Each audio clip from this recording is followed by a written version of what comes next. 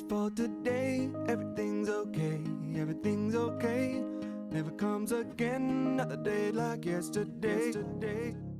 Just for today, everything's okay, everything's okay. Good morning, everybody. It has been a hot and warm and cold minute since I dropped an episode, and I'm just checking back in and getting into the swing of things, get a little bit of time. Just an update for those who didn't see the previous episodes. We lost our home January 7th, and we're about 6 months in. And it has been a hard sprint the entire time. And the number of decisions and the amount of stuff, administrative stuff, legal stuff, problem-solving stuff, life-solving stuff is relentless, and it just keeps coming at you.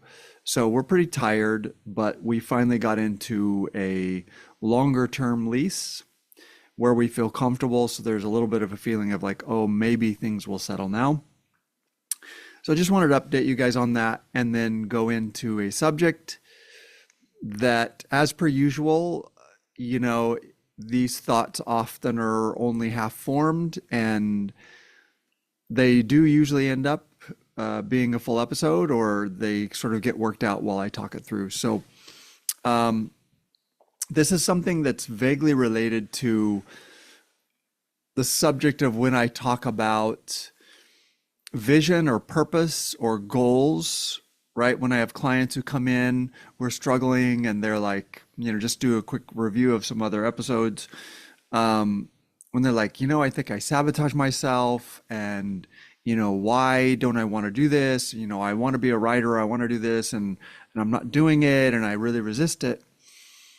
And I talked this through in another episode, but honestly, I've never met somebody who actually was sabotaging themselves. What it comes down to is, I think 99% of the time or more, people have convinced themselves that they wanted something or they want the outcome, but the actual activity itself does not match their personality, does not match their goals, their values, the things they want.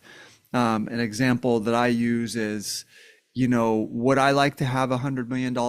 Absolutely. I know what to do with $100 million.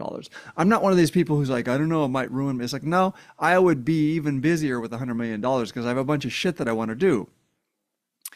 But I don't feel bitter about not having $100 million because I know myself, and I know what my habits are like, and I know what my obsessions are, and I know what my compulsions are, and I know what my inspiration is, and I know what right? And I could make a bunch of goals and say, I'm going to do this, I'm going to do that, and I'm going to put in 14-hour days. But it's like, that doesn't match me. I won't sustain that, and I won't end up with $100 million, which is why I don't have $100 million. Another example I used was, I have a not insignificant talent, or I did when I was younger, with language. Really, really good memory for words, language, impressions about language, retaining the meaning. And I've always really been excited about the idea of speaking a second language fluently.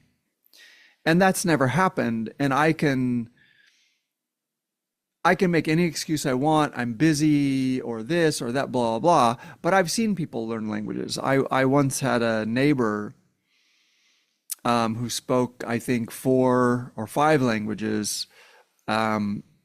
She was Danish, so she spoke Danish, obviously. She spoke English fluently. She spoke French. She spoke German.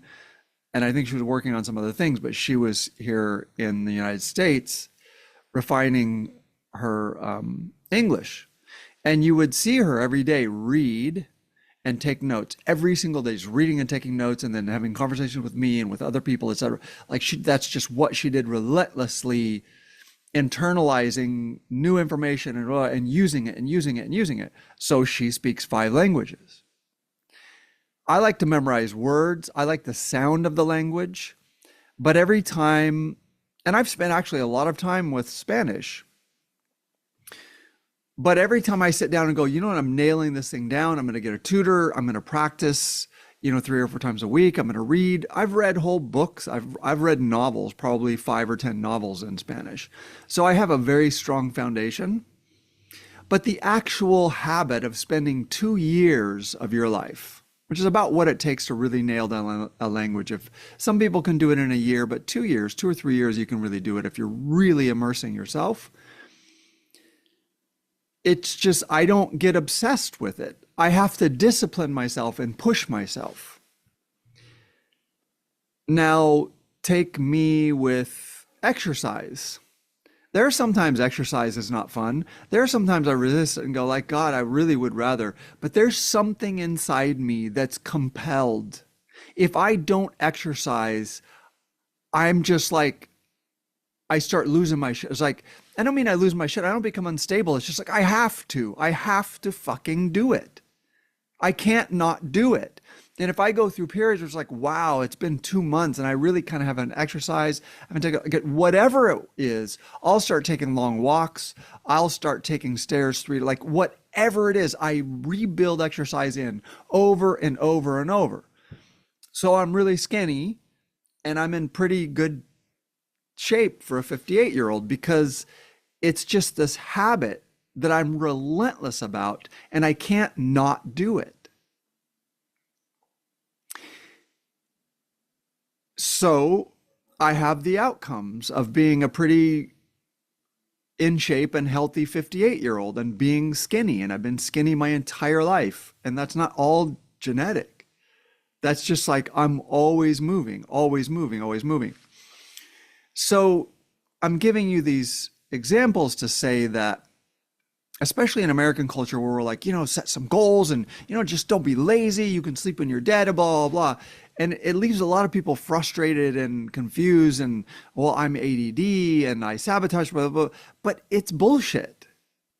People do what they want to do. People do repeated habits, and people whose real drive and compulsion is to do something like just play video games or to overeat, I really empathize with them because it's like, I know what it is to kind of have a compulsion. I kind of have a compulsion to exercise, and I've had my entire life. But I get benefits for that, and people see me as a disciplined person. I'm not sure I am disciplined. I've just been compulsive about exercise my entire life. The feeling, I'm deeply connected to the feeling of health and the clarity in my head and how much significantly better all of my body feels if I regularly exercise. And when I don't do that, I feel like I'm making myself sick, and I don't like being sick. I don't like it. So I'm going to avoid it at all costs. I'm going to do whatever I have to do, right? Am I uncomfortable with speaking only English? I'm not. It irritates me. It kind of bugs me that I'm American and I literally speak one language fluently, and I live in a state where over half the people speak Spanish, and it would be super easy to intellectually it irritates me that I don't speak Spanish fluently. But as I walk around day to day, it doesn't bother me, which is why I can't speak Spanish, because it doesn't bother me that I can't. So this was sort of this topic, right, about it may not be that you self-sabotage or the trauma's getting in your way, or you have low self-esteem or whatever. A lot of times it's that people like the idea of gaining something. They like the idea of a goal, but they don't actually like the behavior that creates the goal, that succeeds at the goal, right? Lots of people want to be skinny and healthy, but I like the grind. I like the bullshit of it. I like walking across the street to the Y across from my office. I like doing it, and I don't even like what it feels like. And I like doing it, and I need to do it, and I want to do it. So I do it every chance I can, right? It's not, I also like the outcomes, but that's not the most important thing. The actual process of it is what keeps me in it. And then this much deeper connection to a healthy feeling. It's not what I look like. It's not how fast I can run or not, or lift or like whatever, right? So I did that whole podcast on the need to be careful about setting goals that you like the idea or you want the outcome of the thing, but you don't actually like the thing itself. Right? Another example I had is I was a pretty talented musician and I loved songwriting, et cetera, et cetera. And my goal was to make it in the music industry, which I had just a bare minimum of success and was really just starting to break in. When I finally had to admit to myself, I don't like the industry and I don't like being in it and I don't like doing the work and I don't like going to conferences and I don't like inviting people into my studio and I don't like working with I just want to write and I want to play and I want to make the sounds that I make. That's it. But if you don't like connecting to the music industry doesn't give a shit about you. It doesn't matter if you don't like I didn't like performing. So what are you going to do? Right? I didn't like anything about the actual work of succeeding in music. So how was I going to succeed in music? Right? So there's that whole idea of letting go of the self-accusation and the self-shaming of like, oh, I'm ADD and I can't focus on things and, I self-sabotage and blah, blah, blah, blah. I've never met someone who said that was actually true. In every case that I've experienced, what it really was is they didn't like the doing of the thing. They just liked the idea of having the outcome. And that's not a goal. That's a wish. Right? So now I'm going to transition into a flip side of this thing, and I'll read you what I wrote that sort of got me started on this.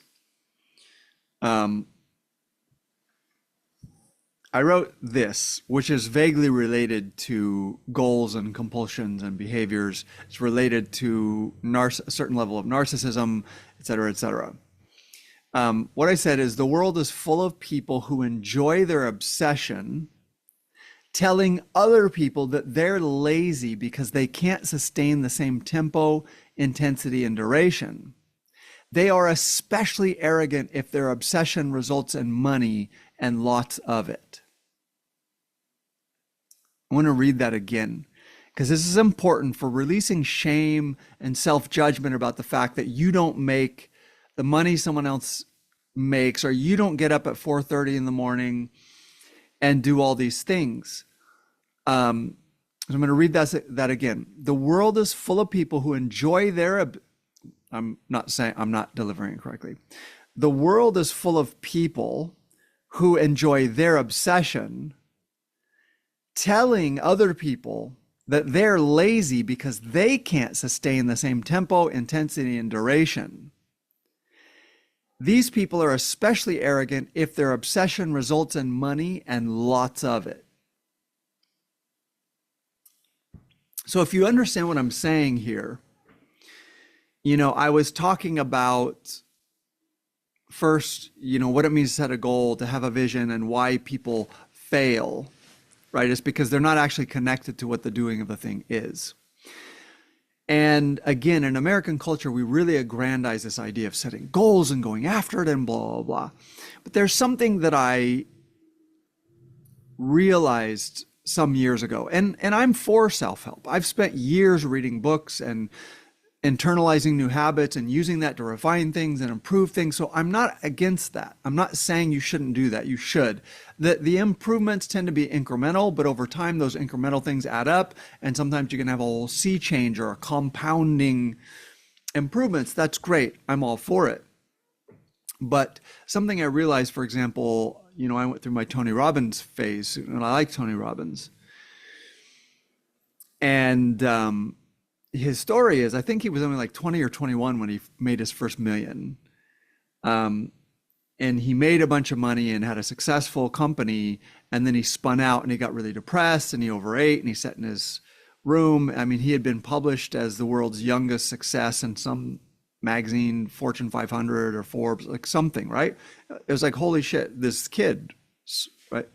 And then he got super depressed and he spun out, and then he started studying psychology and motivational stuff, and he slowly built his understanding and his relationship to himself and his own nervous system. And he developed this whole system of like, hey, you can do this. There's a way to maintain your life and to be happy and to achieve the things that you want. And he sells this, and he's incredibly successful.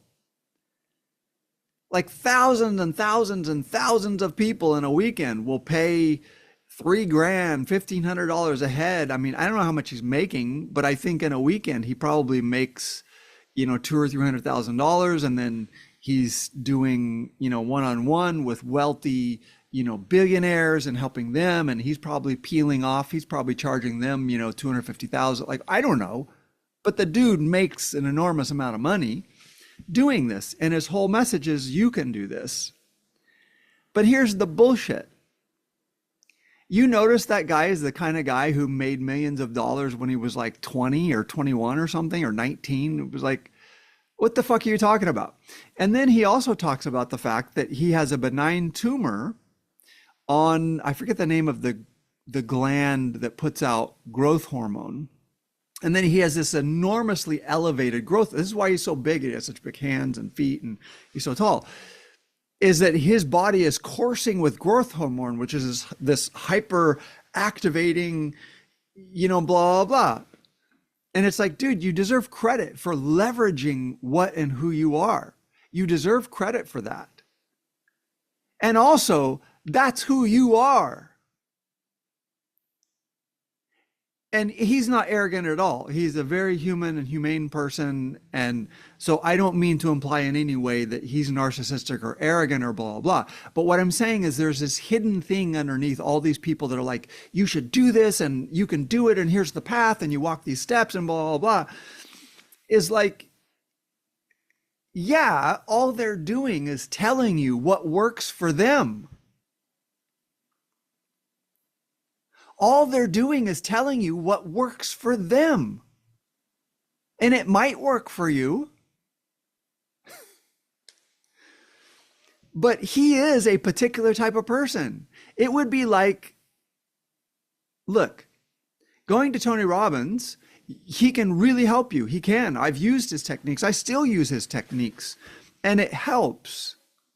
But it helps to improve your life. But you have to be connected to who and how you are. And you have to stop shaming yourself and connect in who and how you are and what you want and what's actually important and what actually motivates you, what you feel compelled. It should be compulsive, right? People should be like, you're a little bit annoying with this. You're compulsive with this crap, right? So Tony Robbins telling you to adopt Tony Robbins' way of doing things would be like Michael Jordan going, look, anybody can play this game of basketball and I can show you how to be great. Shut the fuck up, dude. You worked your ass off, but you worked your ass off because at some deep instinctive level, you could feel that you were exceptionally talented. And you had an exceptional instinct and an exceptionally competitive nature. That's actually who and how you are.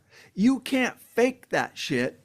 That's who you are. That's why you are an absolute goat among many possible goats.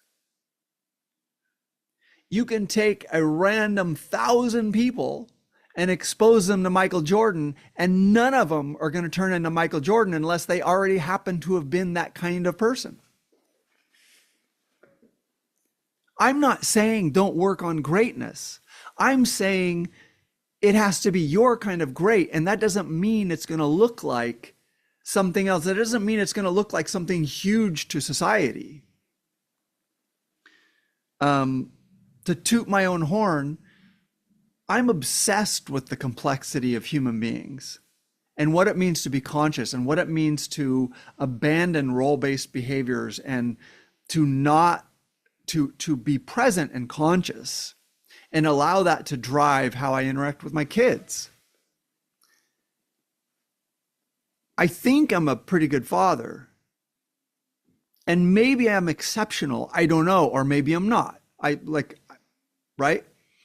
Society's never going to come and go, oh my God, like John has this whole career of being a father and he's just mad.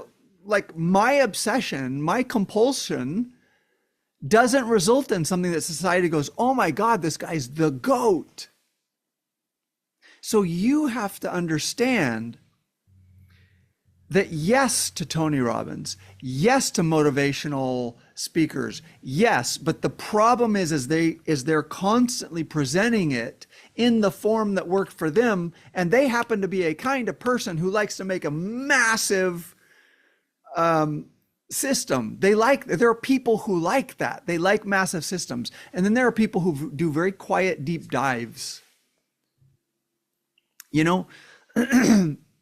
There could be a guy in Alaska who studies wolves or who studies some tiny biological microorganism that exists in rivers, blah, blah, who could be fascinated, who could spend 50 years doing that. And if he or she is not the type of person who loves getting a PhD and loves fighting over funding and is really, really political about it and has a little bit of a rock star personality so that universities are like, oh my God, like this is the person. And they teach classes and their students love their classes. They're so good at speaking and they get invited to speak places and blah, blah, blah.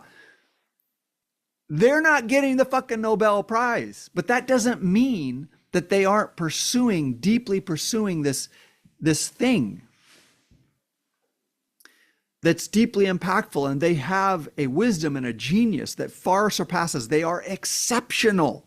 So this is what I'm saying to you is, again, especially American culture, we're so big on these exceptional behaviors, and then once somebody is exceptional, we like to hold that up as the norm. Well, then now everybody should be doing this or you're lazy. No problem. I'm American. I believe in being exceptional. I believe in pursuing excellence. I believe it, don't keep your head down, blah, blah, blah. But what I'm saying to you is what you do that makes you exceptional. What is exceptional about you may be something that no one ever gets or notices. And society may not add up, right? So what was the end thing that I said about the thing that I wrote? These people who enjoy their own obsession and tell other people you're not working hard enough and you need to develop focus, blah, blah, blah. It's like, shut the fuck up. You're not focused if we take you and make you do something that isn't your obsession. You're a mess and and you get tired and you get fatigued, because when you're forcing yourself to do something that doesn't align with you, it makes you really, really fatigued and tired and worn out. When you don't have autonomy and when you don't have ownership of your own reality, it exhausts you and it creates mental health issues and it creates anxiety and it creates depression. And then people go, oh, well, you have mental health problems. You need to go to therapy and solve that problem. When a lot of times the only problem is that you're forcing yourself to operate in an environment that doesn't align with you. So then again, come to the end of what I'm saying. These people are especially arrogant if their obsession results in money and lots of it. Right? You can see these people who are like, well, like I spent 12, 14 hours a day doing X, Y, or Z and, blah, blah, blah. And, I know I have a lot of money and I was lucky and had opportunities, but I worked my ass off. And yeah, you deserve it. And also there are lots and lots and lots of people who have a way of being that's really exceptional and important, and they work their ass off and they're obsessed about something, but it's not something that society gives a shit about. And they're not going to be rewarded with money. Right? This happens in a lot of places. Right? You look at the medical community. There are doctors who are of great service to their patients. And then there are doctors that are wildly successful and make enormous amounts of money, and they have a rock star personality. It's not because they're better at medicine. They have a rock star personality. They have a magnetic personality, and they're really good at speaking. And again, be very careful. I am not pissing on these people. I'm super glad they exist, and I would like to be more like that in my own field. I don't have a problem with that. But what I'm saying is, as a society, we aggrandize that and act like they're doing something that it's like, well, if you would just do that, you would be fine. And it's like, I hope you're fine, but I'm here to tell you that those people have a particular personality that they're leveraging, and they have an obsession with doing what they're doing. And it's not your obsession. And if you tried to make it your obsession, it would make you sick. It would tear you down.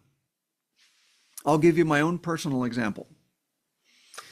I've said this before, like, how did I become a therapist? I had no intention of being a therapist, none at all. But I can tell you, when I was about 6 years old, my sisters were at school, and at lunchtime, I went into my mom and I said, Mom, I was thinking about my thinking. Like, what is that? Why can I think about thinking? Well, there's kids that are smart, but also, like, you see, there's this propensity. I'm 6 and that's what I'm thinking about. I'm not thinking about, like, oh, I poked this thing with a stick, or I want to build this, or, when am I going to Disneyland? I was sitting there thinking about thinking, and why is it possible to think? We had this horse trough that was unused, that we used to fill it with a hose and swim in it. And me and my sisters would get in it. I was a skinny little kid, and it was really cold. It was Oregon. It was really, really cold. And I would climb in that thing, and it was so cold it really wasn't fun, but I was there with my sisters and just sort of shivering. And I would think to myself, like, this cold is not hurting me. It's not damaging my body. Why do I didn't even know the word interpret, but I'm saying it now. Why do I interpret this as cold or uncomfortable? Why can't I experience it or feel it in a way that it's like, oh, this is okay? Why can't I experience what my body's experiencing, right? Again, there's that distance from the experience. Okay, I'm not a normal kid. I was not a normal kid. I read thousands upon thousands upon thousands of books, and I read far beyond my grade level. My teachers didn't know it because I didn't do anything in school. Since I was in first grade, I was reading far past, right? And I just read and read and read and read and read. And my mom would threaten to punish me by taking my book away. Look, that's not fucking normal. So I was a certain type of person. And I spent my entire life, like in college, I took philosophy classes for the fun of it. Those were my favorite classes. And I wrote papers, and I would go to a library, and instead of doing my actual work, I would sit there and draw diagrams of what I thought reality was. One of the models was, oh, reality somehow is being alive means encompassing this tension between the finite and the infinite. There's something about what we're experiencing that is both finite and infinite, and that's why there's this constant tension and discomfort with being alive. I was doing that for fun, thinking about the human condition. I've had many people tell me, oh, you're too in your head, or you're too philosophical, or people who are like, you're not going to be successful, you need to get out of your head, blah, blah, blah. Go fuck yourself. They wanted me to succeed in the way and at the things that they were obsessed with. Okay.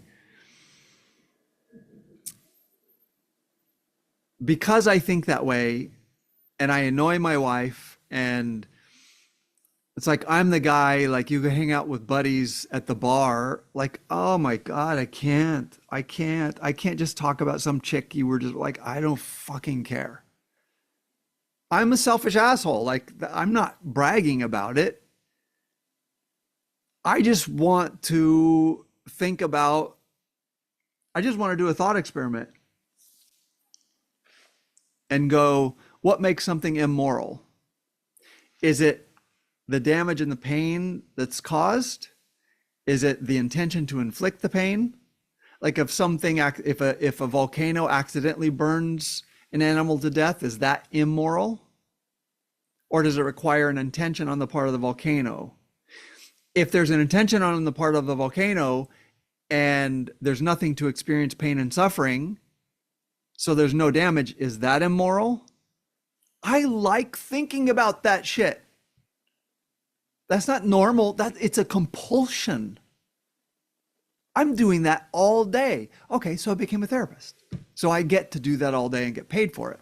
Now, here's my point. I'm not just sitting here bragging about how my brain works. It's fucking annoying. It doesn't make me any smarter than anybody else. There are ways that people are way smarter out in the real world with things that will make them money or fix a car or design artificial heart or blah, blah. I have no pretensions about what my compulsion is, that I'm somehow more important. So I'm not bragging to you.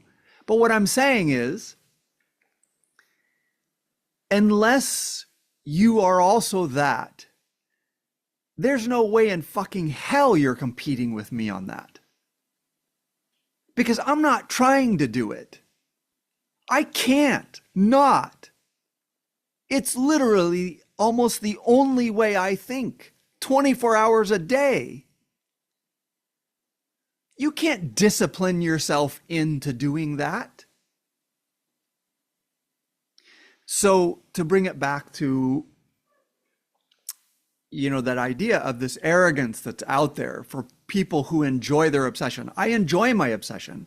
I've always enjoyed my obsession with the human condition and psychology and philosophy. Like I've always enjoyed it. I just learned to feel a little ashamed or have low self-esteem because people would insult me and put me down for being that way. But I've always enjoyed it, right? But people who enjoy their obsession are constantly hinting or believing or judging other people who have to work and struggle to succeed or develop something within that obsession that is not theirs. It's not their obsession. They're just like, well, I think I'll do that also, right? And so imagine if I came to you and I was like, look, I have a successful practice. I'm happy with it. I'm glad. Imagine if I came to you and I was like, look, you can do this. Like I can show you the steps. Like here's where you advertise. This is how you set up your website. This is what the verbiage should be. This is how people receive this. This is where it's important to really lean in and put a lot of time.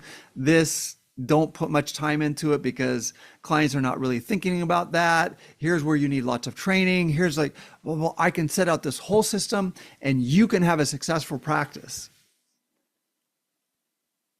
That's stupid. If you're not that kind of person, it doesn't matter what I tell you. I can tell you what the steps were that helped me have a successful practice. And there's certainly steps and there's certainly things. Again, I'm not putting down motivational speaking or Tony Robbins or anyone.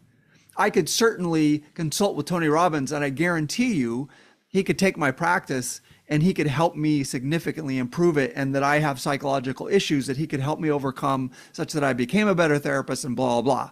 I'm not saying there's anything wrong with that. What I'm saying is I want you to be free of the shame and the guilt and all of this bullshit about like, oh, I self-sabotage or I'm ADD and blah, blah, where, again, especially in American culture, we look around and we're like,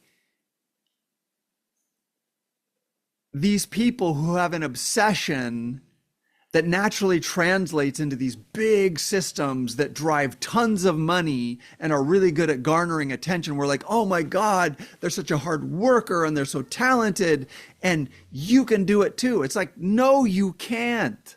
Fuck off. If it's not your personality, if it's not your obsession, you will destroy yourself. You will destroy your nervous system. You will destroy your way of being. You will negate who and what you are, and you will have to bury your obsession, and you'll have to fake some other obsession.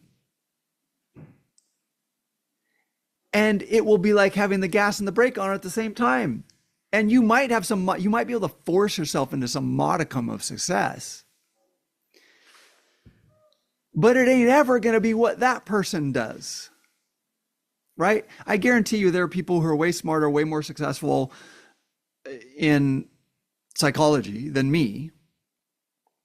But I guarantee you, if you are not obsessed about the human condition and complex thinking and unconscious behaviors and philosophy and existential thought and spiritual, like if you're not fucking compelled the way I am, I would be an asshole to try to tell you that you should do these steps and that you'll have the same outcome.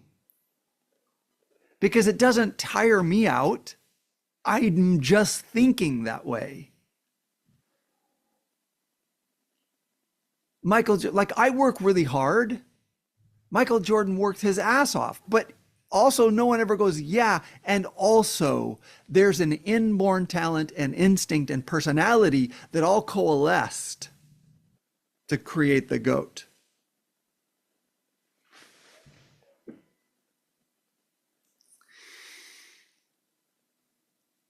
So we live in a society where people are constantly being shamed and being sent the message, you're just lazy, or you have a mental health issue, or you're traumatized, or you self-sabotage, or you have low self-esteem. Yeah, that's all true. Life is fucked up. You know, most people are pretty traumatized, if not badly traumatized. Society is full of negative, shitty messages towards women, towards men, towards people of color, toward like society is just a clusterfuck of people being mean to one another, even when they're not intending to. We're all screwed up. People don't succeed or not succeed because they're screwed up. They succeed or they don't succeed because they either got lucky or they developed an instinct and figured out that they should go with their obsession.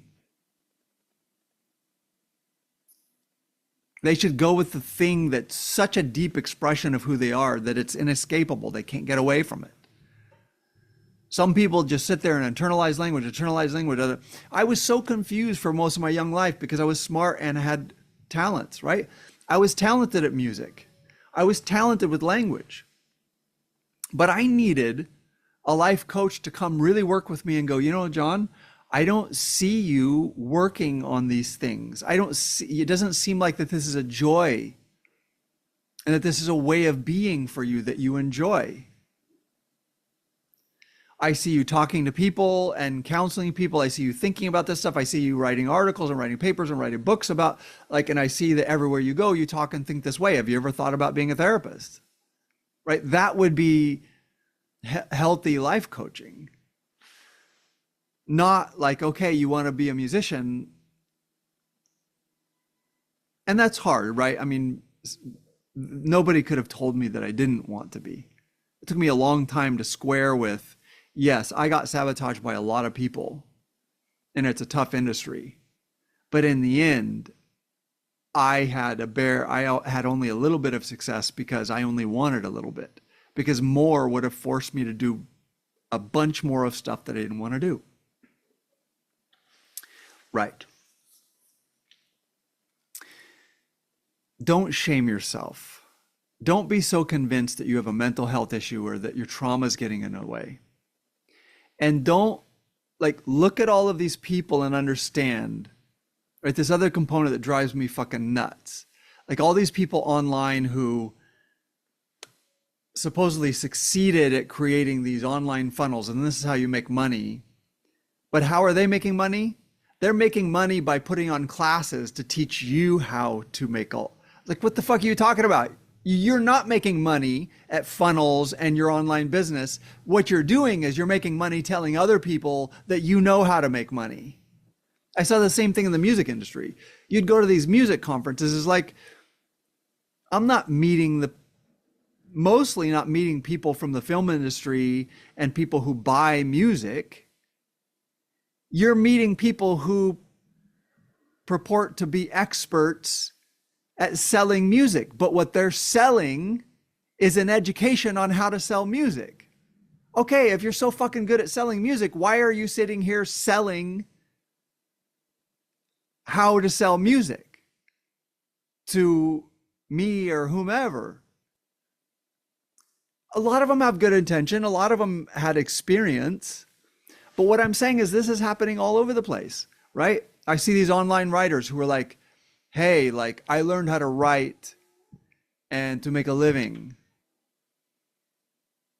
And it's so meta that not only are they selling you, you see these, not only are they selling you these courses on how to write and make money, but they're selling you on how to coach other people to write and make money.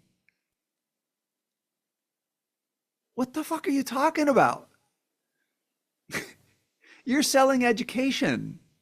That's fine. I worked as a teacher. All of it comes from the same place, the same thing. A lack of alignment, a lack in our culture of understanding that you can say you can reach the sky, you can be anything you want, but a completely obtuse, opaque, ignorant, unstudied, unaware relationship to the fact that people succeed for very specific reasons that's deeply related to who and how they are in ways that they do not have a choice. Right? You can look at Joe Rogan, who's wildly successful, and go, well, if I want to be a traveling comedian and to be wildly successful, he can tell you how to do it. Like that guy sits there and studies the art form and the business of it and blah, blah, blah. Why is that not going to happen? Because I have absolutely zero fucking desire to drive from city to city and get up on a stage. Like there's nothing about that that sounds fun or joyful. I'm not criticizing it for him. I think it's an amazing skill. I think comedy is an amazing skill. I think it's the highest indication of intellect and intelligence on the face of the planet is comedy. It may be one of the highest forms of psychology.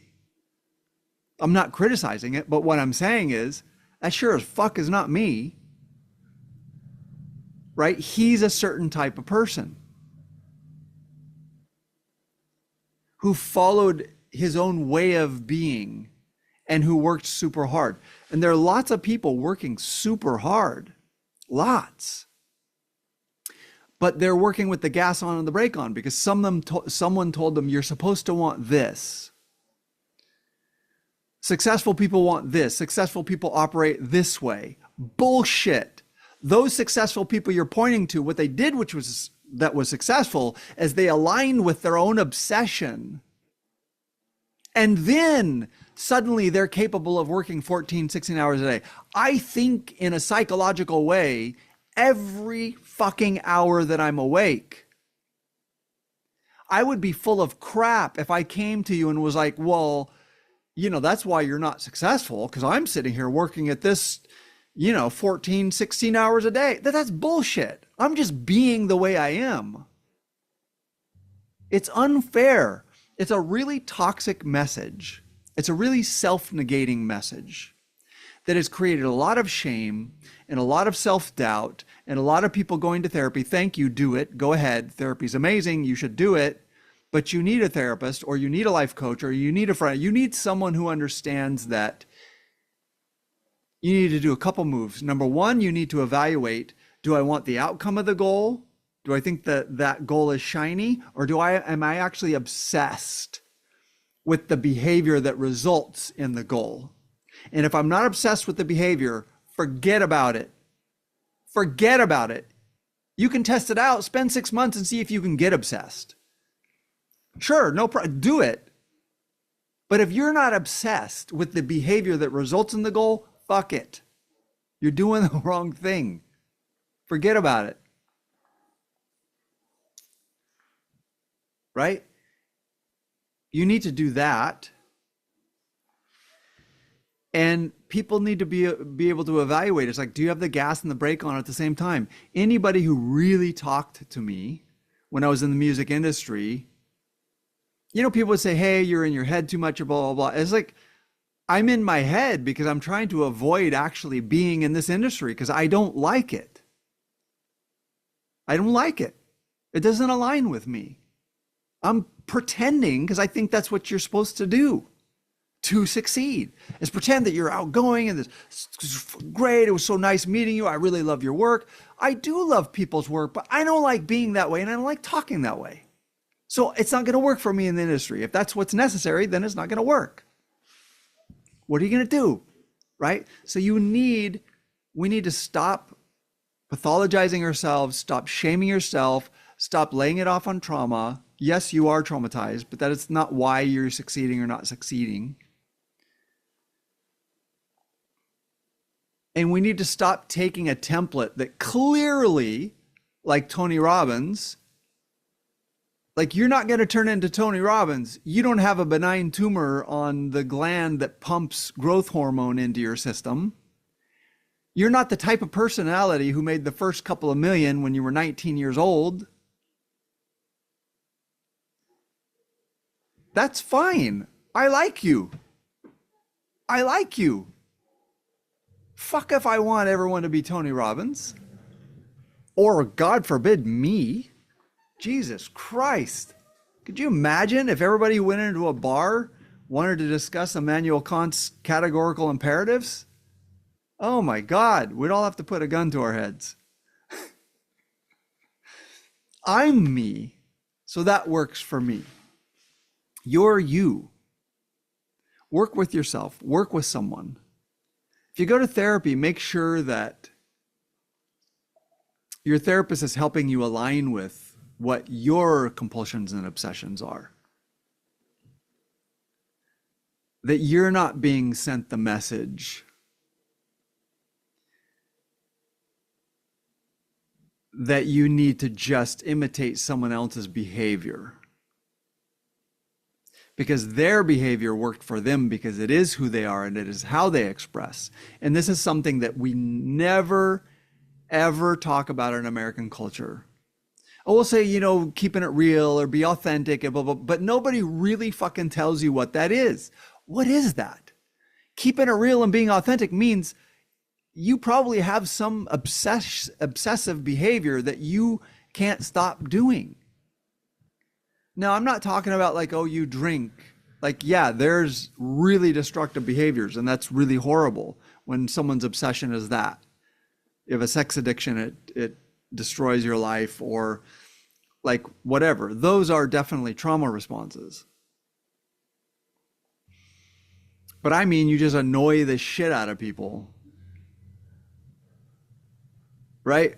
My dad, like everywhere we drove, he'd be like, oh, we did this study in that store right there at that store. That was one of the first ones. Like, he had started a marketing research company, which he sold at its height and retired very comfortably. Because he was fucking obsessed about shit that I'm like, oh my God, nobody cares. I mean, poor guy. I mean, everybody would be like, my mom would be like, Herb, nobody cares. Nobody cares about that. Nobody wants to hear about that. True, the guy has to socialize himself somewhat, but he was obsessed. Did he succeed? Yeah, he succeeded. He was compelled. It was compulsion. We need to start working with this. What are you compelled about? What is your compulsion? What is your way of being? Stop looking at someone else and going, they did it this way, but that's their personality. If you're not connecting with who you are, and I didn't connect until, was I in my mid 40s? Yeah. Late 40s. Everything I did until then was some tangential bullshit that wore me out and was a little depressing and felt like I can't spend my life doing this. So don't despair. I've had a very successful career as a therapist for 1 decade. And everything I did before then was gassing the brake on. Tired, fatigued, depressed, anxious. And yes, I had severe PTSD based on childhood experiences. And that was also its thing. But I kept laying the speed of my life off on the trauma, and it wasn't. I needed to work with the trauma. I needed to heal it, but it wasn't why I wasn't succeeding. I wasn't succeeding because I refused to just accept who I was and then go, okay, let's go for this. Let's do this. And as once I finally did, suddenly, oh my God, this is the easiest thing I've ever done in my life and brings in vastly more money. I'm acknowledged more. I get right, like it succeeded. It's not even like I did it. It just succeeded because I stopped fighting myself. We have to stop holding up people who are these exceptions, these exceptional coalescences of a particular talent and a particular personality and a particular background, and yes, they work their asses off to leverage it and to exploit it, but it's not yours to exploit. You have something to exploit. You have something to exploit, but that one isn't yours. If you want to be Tony Robbins, if you're compelled, great, use him as a template.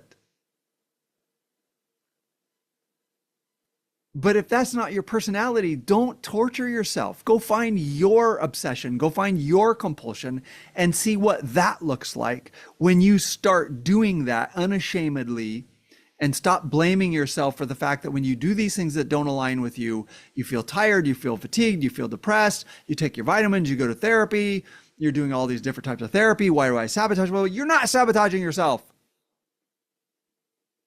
You have the brake on because this is not your thing. Anyway, I think that's enough said.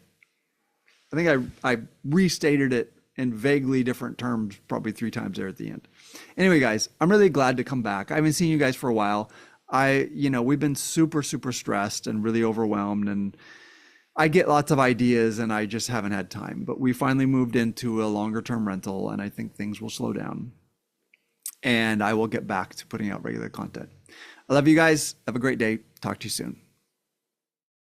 Just for today, everything's okay, everything's okay.